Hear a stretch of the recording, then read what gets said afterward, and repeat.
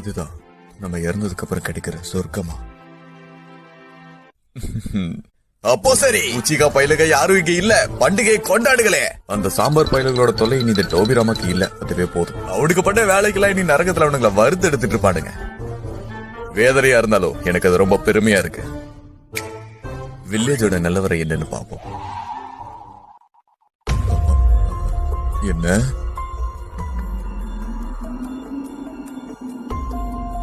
என்ன இழவிது?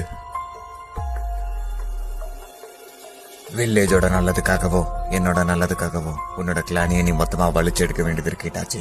தெரியும், நீ மூடு. உச்சிகா பயிலுக சாவ போறானுங்களா? டான்ஸ் எவ்வளவு மோசமானவங்கண்ணா.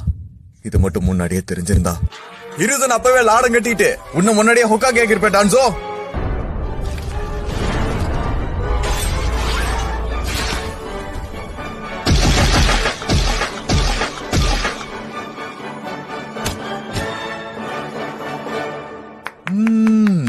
அருமை அருமை அருமை அருமை. ஷோ உண்மையிலே சூப்பரா இருந்தது. அந்த உச்சிகா பயிலுகெல்லாம் மொத்தமா அழிஞ்சிட்டானுங்க. அப்ப இதுதான் அந்த சொர்க்கமா என்ன? இதுக்கப்புறம் நாம எல்லா நாளும் இங்கதான் இருக்க போறோம்னு நினைக்கிறேன். இல்ல